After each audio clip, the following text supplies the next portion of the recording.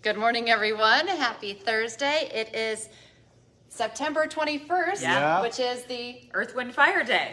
You have to sing it now. Do you remember the 21st night of September?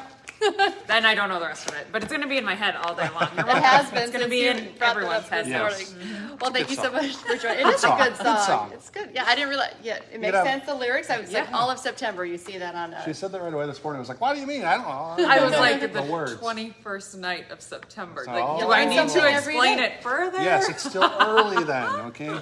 Good stuff.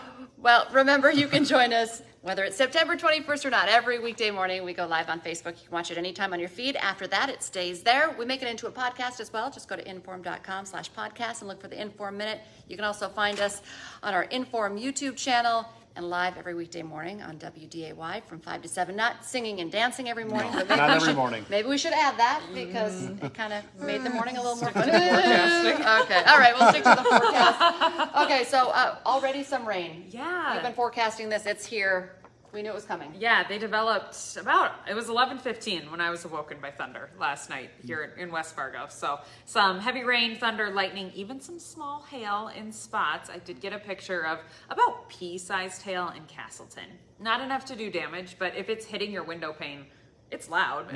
It'll wake you up. Or if you have a steel roof, my parents have a steel roof, and anytime it hails, even if it's small hail, it's very loud. Yeah, I bet. So, that happened overnight. Now I still have some of these scattered thunder showers this morning, mainly north of I-94 now. They're kind of lifting upward. We'll have breaks in this activity. Should be dry for most of us through most of the day now. And then these scattered thunder showers just kind of stick around tonight into tomorrow. Losing the thunder aspect largely for tomorrow. I think if you do see rain tomorrow, your Friday, it should just be kind of some scattered, very light, brief showers. That is the appetizer to the entree that is moving in this weekend, though. Big low pressure system coming in out of South Dakota. It'll lift in some different arms of moisture. So we'll kind of see some bands set up. Heaviest rain expected in the southern parts of the viewing area. Still getting some rain up north, but probably not the highest amounts. I expect the heaviest to stay further down to the south. Okay.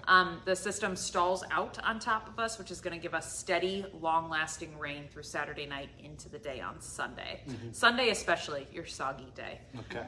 Starts to dry up, maybe a lingering shower early Monday morning, but by Monday afternoon we'll be dry. Still cloudy and cool. Temps in the 60s this weekend. Important to note, though, that it's not a big pattern shift. This is not a weather change. I don't have a big shift in the jet stream. We are simply cooling down this weekend because we have rain-cooled air and clouds. So that's why we'll fall down into the 60s. Once we get rid of this system next week, our temps quickly rebound and we'll be back in the mid to upper 70s to finish out the month. So still comfortable fall-like weather to come. I was saying this morning, I get messages all the time that we don't have fall around here and we go from summer to winter right away, which there is merit behind that. Don't get me wrong, but this is fall. We have even some kind of like summer like weather, late summer weather. Yeah, I mean, next week looks beautiful. I actually thought you were talking about me when you brought that up because I do complain. Because I feel like I complain I don't like fall because I don't want summer to end because I feel like winter starts right away. But this has been great. This really is nice a fall. really nice transition. Yesterday was beautiful. Yeah, pretty warm. It was really nice. Next week looks great, which is NDSU homecoming week, so that'll be fun for all those festivities. For sure. Yeah, looking dry and mid to upper 70s for next week. Cool. Can we keep the 70s into October? It's possible. Yeah, it's possible. Last year on Halloween, so the very end of October, it was 70 degrees. Wow. Yeah. It was nice. It was really nice. It was but my I do know some Halloweens where you're wearing snowsuits. Yes, exactly. It was my first Halloween as a mom, so my first time out trick-or-treating with a toddler, a baby at that point, and it was beautiful outside. Can we get as lucky? Yeah. Time will tell. We'll see. That's a ways away. That is a ways away. We still have some nice, comfortable weather, though, to wrap up September. We'll take it. Thanks, Lydia. All right, well, we're tracking breaking news for you this morning. We're learning that there was a small fire at a home in Grand Forks, and it did leave them without a place to stay. The fire happened along North 8th Street in Grand Forks, kind of near the YMCA around 3 yesterday afternoon. The fire broke out actually outside of the home, and we also learned that people who were walking by the home, they're the ones who spotted it, were able to get it out before firefighters arrived. Firefighters do say, however, there was damage, but it was contained to the outside of the house. But even still, they said that people can't stay there because of that fire. We are still working to learn how many people were impacted. This morning, we are working to find out when a woman will be in court for upgraded charges from a crash that killed a Marine. She's in the Cass County Jail right now this morning. 28-year-old Takoya Saldana is facing felony charges of manslaughter and negligent homicide. We told you about those upgraded charges yesterday morning on First News, and then just a matter of a few hours later, she was arrested in the morning hours. She's accused of hitting 31-year-old Thomas Fredette of Fargo. He was riding his motorcycle at the time, and then unfortunately died at the hospital. This morning, we now know the name of a pilot who was killed in a crop duster crash. The Highway Patrol is now telling us 63-year-old Lawrence Pulreese of Jamestown was the man who died. He hit a power line with the tail fin of his plane Tuesday afternoon, lost control and crashed into a cornfield. He was the only one on board. The FAA is still investigating.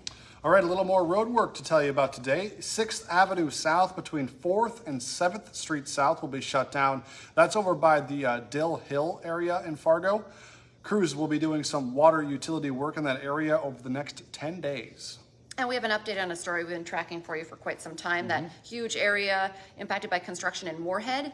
A little bit of good news. People who live in that area will now soon have their garbage and recycling routes back to normal. The city says starting next week, garbage pickups in the area of 11th Street South will return to their regular Tuesday pickups instead of being picked up on Wednesday.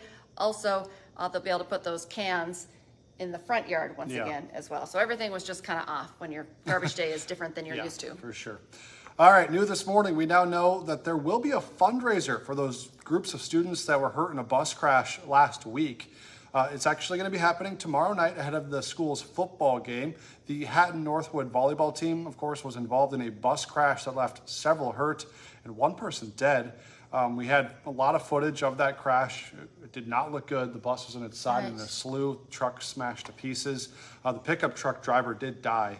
The tailgate supper will be from 5:30 to 6:45 before Northwood's football game against Maple River. It's happening at the stadium. Donations will be accepted, and the money is going to go to support the volleyball team. If you can't make it to that event, you can also make donations at the Goose River Bank there in Hatton. There's been an account set up in the team's name. Today, you can grab lunch and help out a good cause. The Hornbachers Gobble It Up for the United Way event is happening today. You can stop by any Hornbachers location in the FM area. It's happening from 11 to 1 today. Just $7. You get a turkey sandwich, which Lydia has also vouched for. She's vouched for it pretty heavily. Yes, awesome. She's hyping up the turkey. Turkey sandwich, chips, a drink, and dessert. And the best part, well, Lydia says the best part's the turkey. Yeah, well, she says it's like a turkey breast, not just your like not deli run-of-the-mill. And it's warm. It's warm. I mean, wow. And all of the gourmet. money. All of the money goes to help the United Way. Yeah, so the big thing is the cause behind it. They raise a lot of money for the United Way, so go out there, get one of those lunches, help out the cause. Today, local law enforcement and area emergency personnel are going to be celebrated at Bonanzasville's annual First Responders event. Of course, all area first responders are invited to come on out to that event. It goes from noon until 8 o'clock today. Kids' activities start at 3 this afternoon, and a dinner will be served at 5. The event free to first responders and their families. They can go get that free meal about 5 o'clock there. The Defense Department is sending 800 new active duty personnel to the U.S.-Mexico border. This is a story we're tracking for you. They're going to be providing support to federal authorities facing a big increase in border crossings. They're joining 2,500 National Guard members already in place, and that includes some of our Guard members from North Dakota. I believe there's still 125 down there right now. The Department of Homeland Security made the announcement in a call with reporters last night. However, we do want to point out the U.S. military has long provided support to DHS on the border, and a surge of personnel like this one is not necessarily unprecedented. All right, Hot Mic, you can watch it this morning with Dom. It's from 9 to 11 on WDAY Extra and Inform.com. The game of the weekend is in Fargo Friday night as top-ranked North takes on South. The Spartans head coach is going to be joining the show to preview the matchup with the Bruins.